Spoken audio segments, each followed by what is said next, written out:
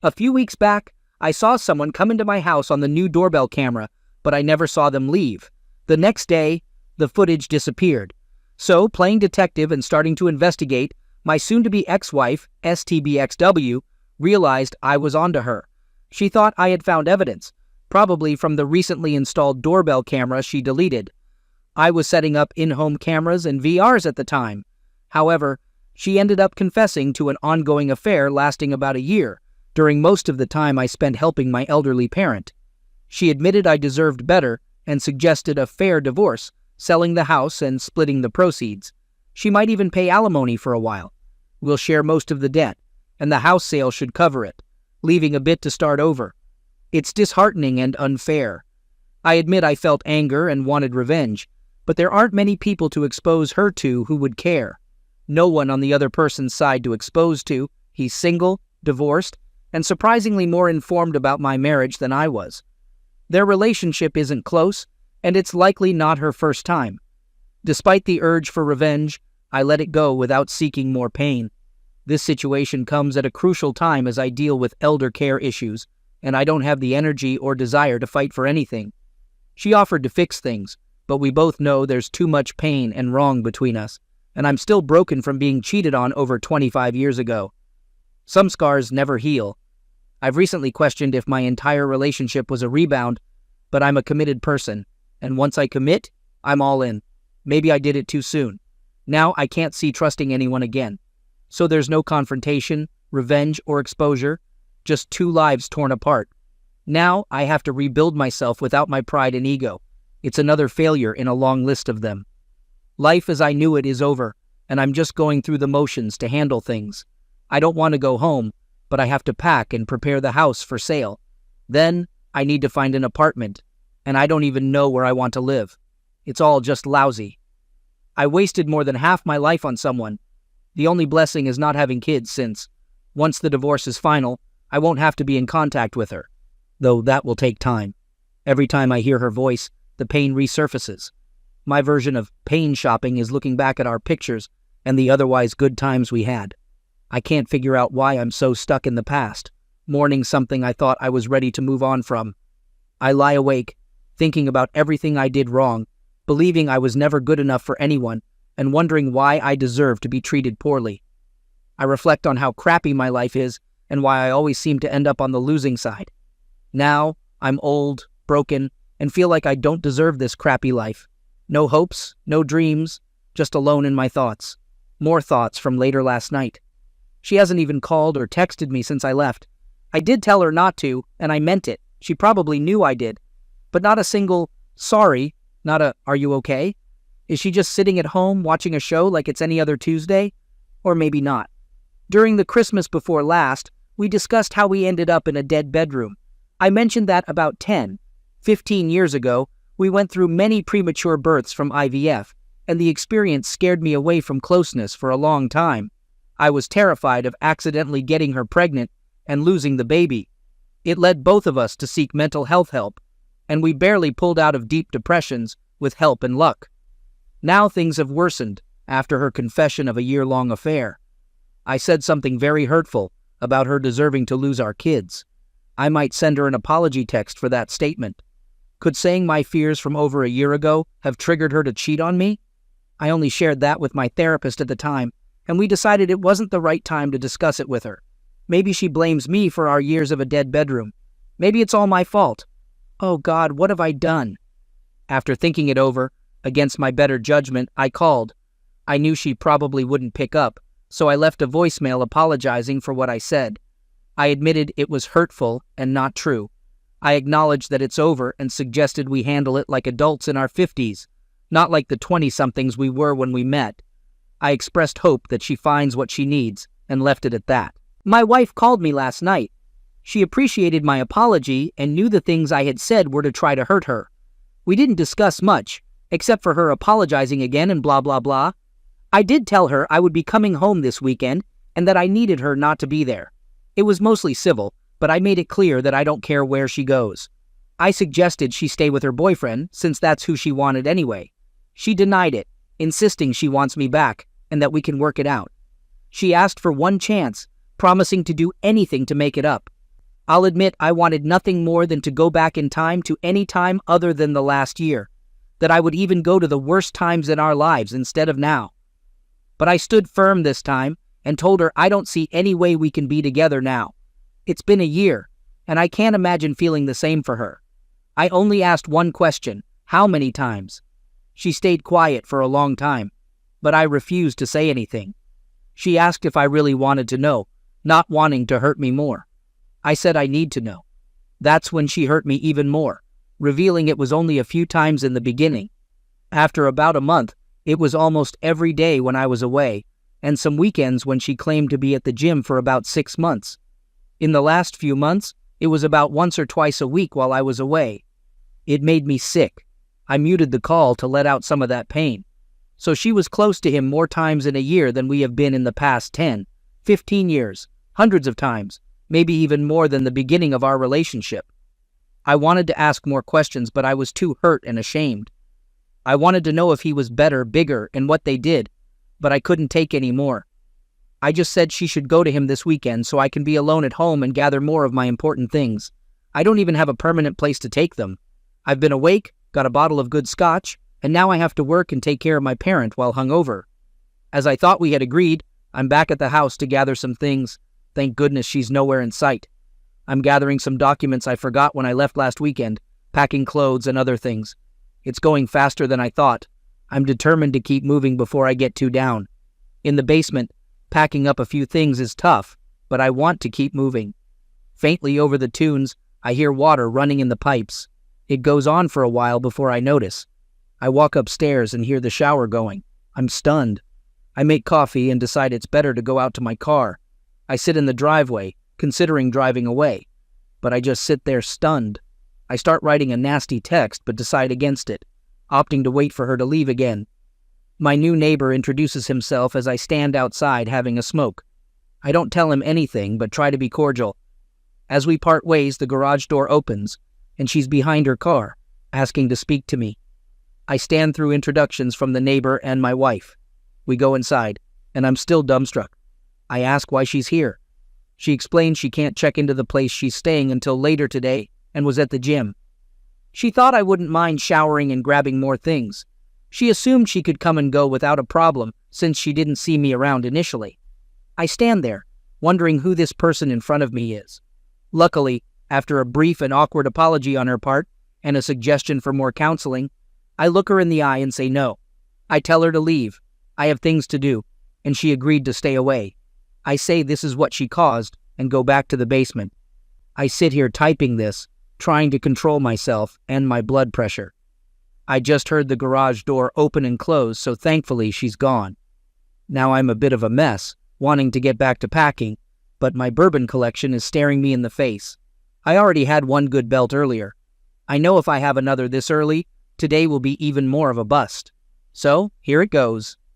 Sunday comes after another night without sleep, filled with packing and a lot of anguish. Everything was tough, the memories, pictures, and items we had chosen together. Our wedding album and other things just stirred up more emotions I tried to control.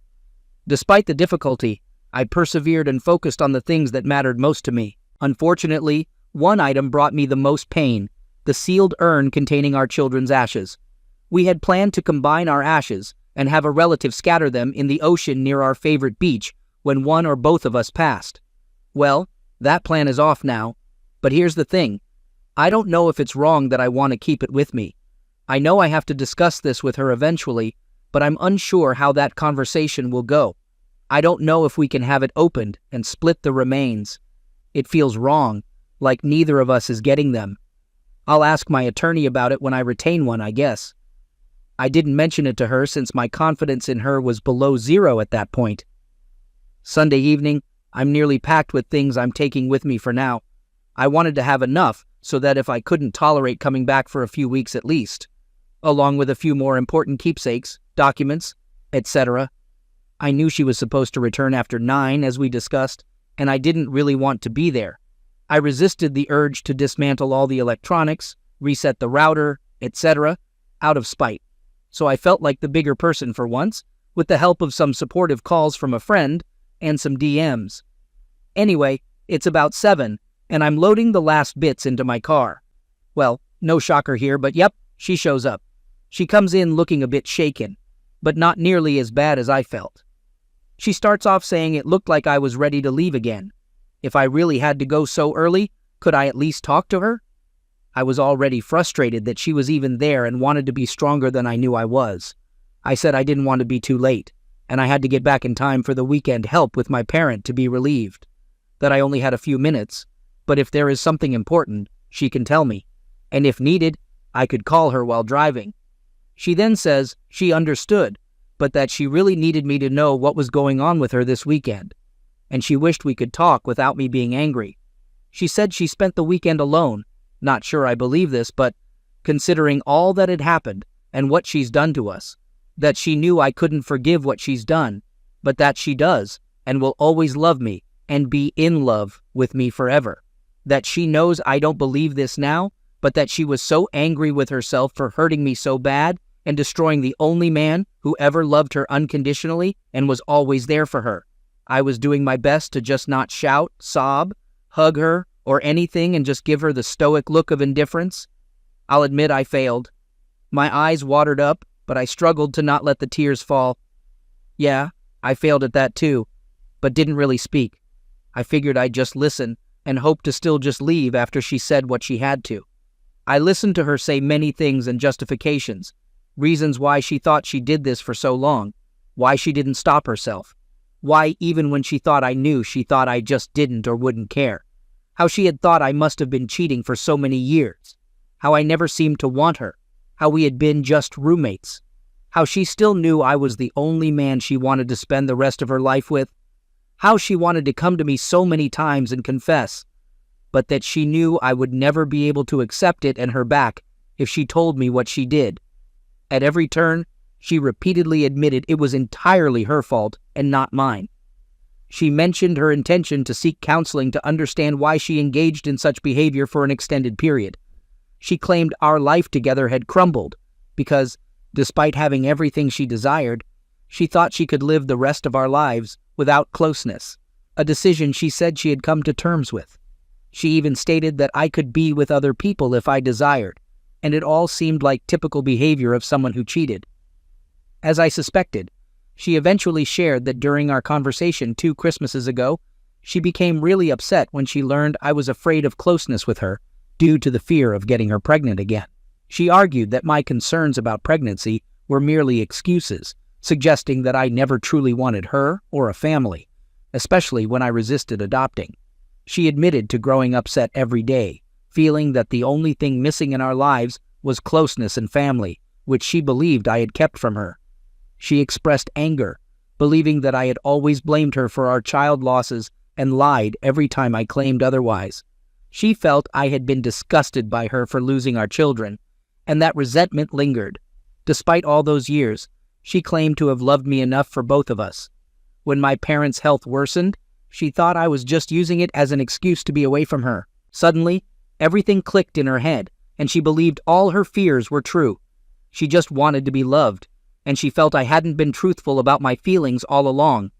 The person she referred to as the gym guy wasn't even a possibility until all these realizations hit her.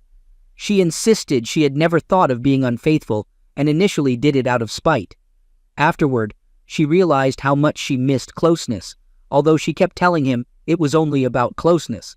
She claimed she had no intention of leaving me and didn't discuss me with him, though that seems doubtful now. Eventually, she admitted to growing a connection with him, telling him she hadn't felt like this in years, but it was nothing like what we shared. She reached the point where she insisted it was over and hoped I could forgive her. She wanted us to talk again to find a way forward, even if we decided to split, asking for time before considering divorce. She argued that I had been dishonest for many years and should give her the chance she believed she deserved. At this point, I'll confess I couldn't handle it anymore and exclaimed, "You deserve a chance after a year of cheating?" I reminded her that when I shared my past fears, I had worked through them in therapy and had never mentioned them again to avoid this exact situation. I explained that despite my efforts in recent years to reach out, be more engaged, romantic, and connected, she responded minimally. I revealed that opening up my deepest secret with her was intended to bring us closer, but instead, she used it against me to cheat and devastate my life. I admitted I felt so shattered that I considered ending things almost daily. While she admitted having similar thoughts, she claimed she couldn't do that to me. In frustration, I screamed at her, "But you can do this to me? For a year?" After calming down, I asserted that I could never be open and vulnerable to her or anyone else again. Knowing how she weaponized my fears, weaknesses, and honesty against me had forever changed me. Although I had feared this was the catalyst after reflecting on everything last week about how and when it happened, according to her, I still wasn't sure I believed her claim that she hadn't done this before. I was already running about 45 minutes late from my planned departure time. I knew I had to speed up on the highway, and my mind wasn't in the right place. After leaving, I mentioned that I would ponder what she said, and if I had more to discuss, I'd call her while on the road. However, during the drive, all I could do was blast loud music and cry in intense pain, realizing my thoughts about causing this were confirmed. It was an even more agonizing ride than the first one after D-Day. In the end, I didn't call her. Now, in the sobering light of day, I question not only how I caused this, but also if there's even a slight chance she's seen my posts and is using them against me. To be honest, she isn't active on social media, and I doubt she uses Reddit at all. It was never on her phone, tablet, or in her App Store download history. I also reflect on how foolish I was to let my guard down with anyone, thinking there are things you should never share. If I had kept everything closed up, I wouldn't be in this situation. I consider this karma since I was on the verge of leaving last fall anyway. I feel like I'm just moving on autopilot, and this incident proves I should maintain the facade of being a happy guy and never let my guard down again. It feels like I ruined everything I had. I'm still consulting with my attorney and trying to stay on the path, as I don't know how I can come back to her after this. The truth is, she has reopened the wounds in my heart and torn away everything I was holding on to keep going. Sent via her work email. Me informed X that I had hired someone to represent me in legal matters and requested information on who to connect them with. I advised X to seek counsel for the consequences of their actions. X expressed a desire to discuss the situation further and apologized, acknowledging that they couldn't imagine how I must feel. X recognized that they didn't deserve a chance for a conversation before any decisions were made, but suggested that time might help things calm down. X expressed understanding that my opinion of them was likely better than they deserved and proposed discussing counseling and personal matters through text or a call outside of work email. I responded, letting X know that I would be occupied with work and P's move, but would use their personal email for further communication on this matter. X thanked me and asked me to consider their words. They expressed concern for my well-being, acknowledging the loneliness I might be experiencing, and inquired about P's well-being during the move. X sent their love to P and apologized once again, urging me to call soon. I just realized that P, my parent, is losing everything they own, their home of 50-plus years and memories since they're moving into a facility. How does a person with dementia feel being moved? How do they feel having to be reminded nearly every day because they forgot? Then going through the emotions of it all over again. I've been trying to be as gentle as possible, but we're sorting through things to see what they really want. After contemplating the exchange more, the mention of not sending Ish to work stuck with me. Initially, I thought it made sense. Personal matters shouldn't mix with work email, but I'm pretty sure she must have been using her work phone for this. Her personal one is always clean, and I updated it for her new watch last Christmas. I guess I could have still missed it, though. Off we go. Update. I found a better place to stay temporarily, with a friend who lives close to work, and I've moved in for the time being. While I thought about renting an apartment right away, this arrangement works well for the short term. Now, on to the remaining events. I served her with divorce papers, but she responded contentiously through her attorney. Recently, I had to deal with a maintenance issue at my old home. Thankfully, it wasn't too damaging, but significant enough to require quick handling. When I arrived to deal with it, fortunately, I thought, she wasn't around.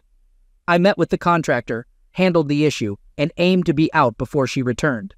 It took several hours, but I managed to move things around and fix the problem. Of course, my luck couldn't be that good. Later that day, I received a call from a doctor saying she had been admitted to the hospital. I'm still her emergency contact and husband, so it wasn't a real surprise.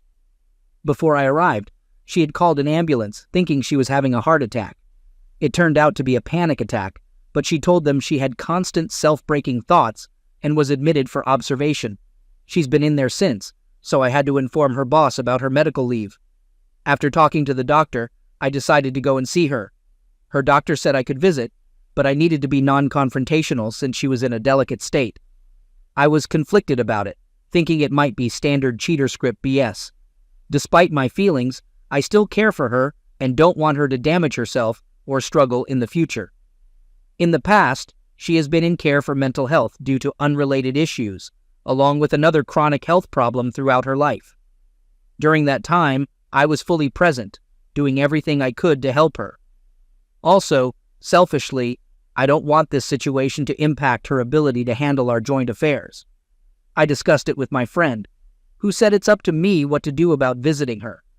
I also spoke with my attorney after the initial visits. They advised me to be cautious, not make promises, or say anything that could be used against me, etc. I knew before visiting that cheaters often use the threat of self-damage as a manipulation tactic. However, given her history, I'm also aware that this might genuinely be a true and serious situation for her. I get it. I shouldn't let anything tied to her actions hinder my progress in moving forward with my life. But there's a part of me that feels the need to be there for her. It's frustrating to have these feelings while still wishing none of this had happened, but it did. I feel like I've been firm with her, but seeing her in such a state might set me back. Before you criticize me, I can't just abandon her. It's not in my nature. She really has no one else. Her only real friend lives far away and is dealing with her own serious medical condition. So, I informed her doctor that I would visit her in the hospital and did so the following day. When I got there, she was a mess. I brought some things she might need, thinking she would likely be there for at least a few days. She was still sleeping when I arrived, hooked up to an IV and various monitors. None of them seemed related to mental health, but I figured maybe dehydration or something. But all I could think about was how I had seen her sleep so many times, looking beautiful and peaceful, the person I wanted. As I sat there watching her, she started to wake up, and all the feelings of anger and betrayal started to come back. But I held it together. When she finally woke up, surprised to see me, she begged me for a hug and forgiveness. I said I was there to make sure she was okay, expressing my worry. I made it clear that I wasn't there to talk about us. We were civil, but there were lots of tears on her side. We talked for a long time. Then she hit me with another bombshell. During her visit to the gynecologist for STD tests and a checkup, they found something still being assessed. Oh boy, I thought, here we go. This crazy situation where she caught an STD and I was going to hear about it. Or maybe, fortunately, not the case. She was found to have fairly aggressive ovarian cancer. Now, I'm no expert, but I know that usually that type of cancer is like a last sentence. I had to step out of the room to gather myself for a minute. I had all these emotions going through me and didn't want her to see them. I composed myself and went back in, and we talked for a long time. In our talk, I eventually agreed to help her however I can. Though part of me wanted to tell her to rely on her boyfriend now, I made it clear that it had nothing to do with us being together. I believed she would do the same for me if the situation were reversed. But who knows? Her panic attack, it turns out, was the result of getting this news and her birthday, which I totally ignored, and getting served in the same week. So it's like the perfect storm hitting her life, maybe too much karma. She was just feeling like ending her life would be easier than fighting me, this disease alone, etc., losing everything and now losing her life on top of it. She also didn't want me to somehow end up bankrupt from her likely medical debt. Her life insurance and giving me the house totally free now would make for a nest egg I could totally start over with. But ultimately, I convinced her that her being around and fighting this with everything possible is the only thing I want for and from her. I made it clear that I am not a reason for her to end herself, etc. So, this is what I've been up to lately.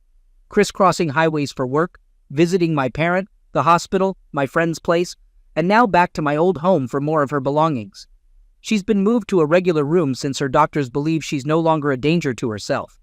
More tests have been conducted, and today we're expecting precise results on the stage of her condition. Preliminary exams suggest at least stage 2B or higher. If there's a chance it's not stage 4, we might manage, but if it is, we're looking at a shortened but tough outcome. I'm writing this in the hospital cafeteria, waiting for the oncology department to provide more results and details. I'm the type to do anything for anyone. If her actions hadn't pushed me away, I'd be a wreck. Not that I haven't been in private. Once again, I'm being the strong one for both of us, attempting to stay optimistic, which goes against my natural pessimism. The most significant development, if there's hope, involves major emergency surgery and chemo, followed by a period of care. I've committed to being there for her through surgery, chemo, and recovery in the best-case scenario. I haven't explicitly said I'd move in and stay with her, though that might be necessary. My stance on divorce hasn't changed.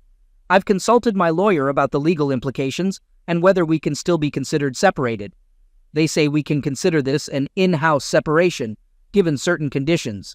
My other concern is avoiding part of her medical debt, likely to delay our proceedings. They mentioned amending our settlement agreement, but she would need to agree that none of this is my liability.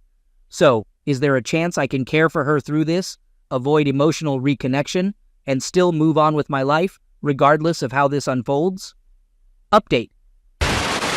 For those still interested, I finally met with the doctors.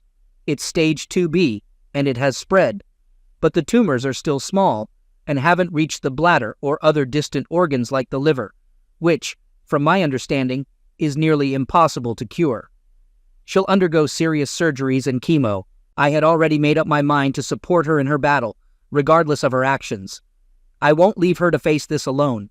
Some might say it's not my responsibility anymore, but I can't be that tough person I thought I could initially, or what some folks here suggest. Well, I'm too old to care what people think. I'm doing it for myself. I'll continue with the separation and divorce. Unfortunately, I'll probably move back in for in-house separation to assist her for a while. I've discussed the plan with my attorney. They understand my position and say we can still consider any time I'm there as separated, as long as we don't share a bed, which isn't a problem for various reasons. We also need an agreement that she won't make the process more difficult, as it seemed to be her original plan. I'll ensure she understands that a condition of my support is that she doesn't contest and drag out the process. However, I'll agree to give her time to get better situated. I confess I'll feel guilty, as if I'm bargaining with her life, but I guess we all have our limits. She'll undergo surgery in the next few days for additional biopsies and a major operation. The treatment plan is aggressive, but it's better to stop the spread now. I guess I don't need more details than that. In all likelihood, as my post title states, her cheating may have saved her life, as she would likely have discovered this too late otherwise. So, I suppose someone in this situation gets a win. Update.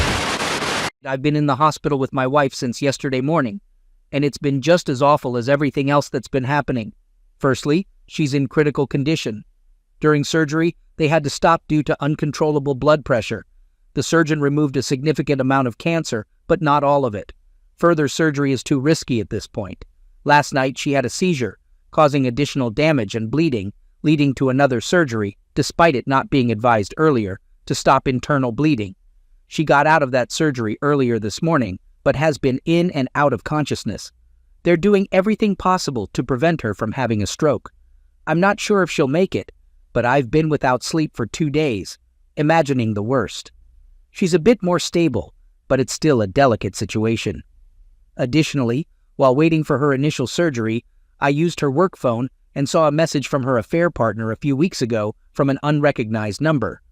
Although she had his other number blocked, she kept their conversation. He was apologizing for how he treated her the last time they met. There's a whole story there that I won't go into, but it happened because I tracked him down, almost doing something foolish and dangerous. He reached out to her, and she bargained to meet with him to avoid legal trouble. This was almost a month ago. Anyway, I saw her response that he was the biggest mistake of her life. She hated herself for meeting him, and she would never be in touch or see him again. For everyone's safety, she asked him not to contact her again. I don't take this as anything, as I found it, not something she admitted to me, so I guess she still has her secrets. Although I went through everything, including her work emails and personal accounts, and looked back before last year, I found nothing suspicious before then. Again, it doesn't change my mind about divorce or helping her. I guess I'm just ranting since everything is messed up right now. Whether she lives or dies, she may never know that I know this, and it only proves to me that she's still capable of lying to me. I don't even know if we'll ever have the chance to talk about it. At this point, it doesn't really matter. So either way, I may be done with my posts since nothing else matters if she's not alive, has some brain damage, or is in a worse state than expected. I'll still do what I can for her and hope for the best, but naturally, I expect the worst. The best I can hope for is to get some actual sleep before the week ends. Update. Here's the latest update on my challenging situation. My wife's condition has been fluctuating, mostly for the worse. The medical team suspects she had a small stroke, but she's holding on and showing slight improvement over the weekend. While she's not out of the woods, doctors are a bit more hopeful. She's been conscious more, experiencing a lot of pain and on strong medications. They moved her from intensive care, and she'll likely go into rehab before returning home. On Thursday, my wife's best friend M reached out to me. We hadn't spoken since this ordeal began, and I assumed she knew and was supporting my wife. I left her a voicemail the night after my wife's first surgery, just in case they hadn't talked, informing her about the critical situation. I suggested that if she wanted to see my wife, she should do so soon, in case the worst happened. Although Em and I weren't very close, she and my wife had been friends since their teens, and they went to college together. We spent time together on holidays and a couple of vacations.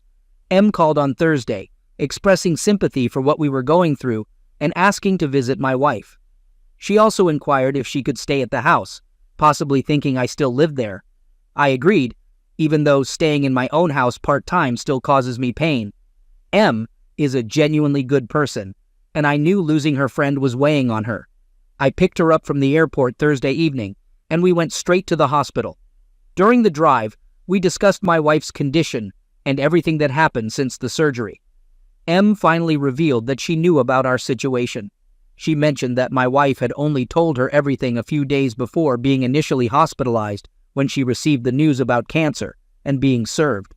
They hadn't talked much last year, not like before, and Em thought it was because my wife struggled with the news about Em's own medical struggles and was not good at potentially losing her best friend. The kicker was that Em had shared her suspicions about her husband cheating with my wife. They were working through it, but Em believed it was just emotional, thinking he had a crush on someone at work, but didn't pursue it. She advised my wife on how to handle the situation, marriage counseling, set boundaries, and demand the respect she deserved. Em shared how they had argued a lot when she told my wife. She wasn't sure they could still be friends after knowing how deceitful my wife was to both her and me. Em even cursed my wife out, saying she deserved the consequences in the divorce. This was surprising because Em is not someone who usually curses. She's pretty religious and straight-laced. Em mentioned that my wife had called her a few times after, but she had ignored the calls, thinking I was trying to involve her more. When she heard my message, she knew she couldn't go without seeing my wife again if the worst happened, and didn't want it to be their last words. So she called me to come visit.